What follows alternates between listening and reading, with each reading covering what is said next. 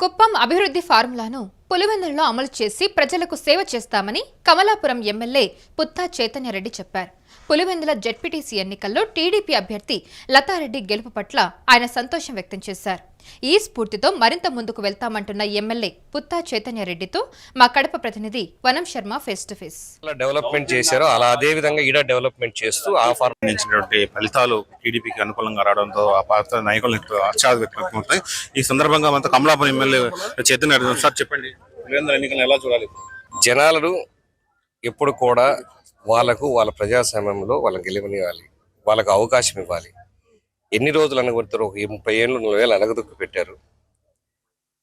దాని నుంచి విముక్తి కలిగించినప్పుడు వాళ్ళ యొక్క రియాక్షన్ ఇలా ఉంటుందని చెప్పేసి తెలియజేసుకుంటారు. ఒంటిమిట్ట కానీ పులివెందులు కానీ అనుకూలమైనటువంటి పవనాలు ఇచ్చాయి. తర్వాత మొత్తానికి రాష్ట్ర ప్రజలకు ఏం చెప్పబోతున్నాయి సందర్భంగా? కూటమి ప్రభుత్వం పైన ప్రజలకు నమ్మకం పెరిగింది. ఒకప్పుడు నమ్మకంతో ఓట్లు వేశారు. ఈ సంవత్సర కాలంలో దాని పరిపాలన చూసి ఇంకా నమ్మకం పెరిగింది. ఆ నమ్మకాన్ని నిలబెట్టే దిశగానే ఎప్పుడు కూటమి ప్రభుత్వం ప్రయత్నిస్తూనే ఉంటుంది. మున్ముందు ఇంకా బెటర్ రిజల్ట్స్ ఉంటాయని చెప్పి రాష్ట్ర చరిత్రలో ఎప్పుడు కూడా రీపోలింగ్ బైకాట్ చేసే సందర్భం కానీ లేదంటే కౌంటింగ్ బైకాట్ చేసే సందర్భం ఎక్కడ లేదు. వైసీపీ ఈ మొత్తం బైకాట్ దీన్ని ఎలా చూస్తారు మీరైతే?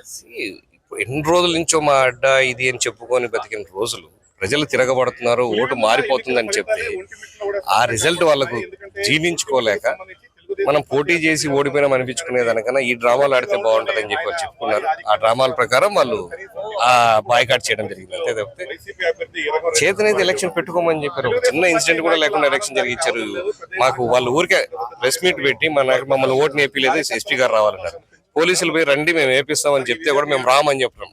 That is the worst part. అంతే, మీరు అర్థం చేసుకోవచ్చు. దాన్ని బట్టి మీరు ఇచ్చిన హామీలు ప్రజలు విశ్వసించారంటారా? తప్పకుండా 100% విశ్వసించారు.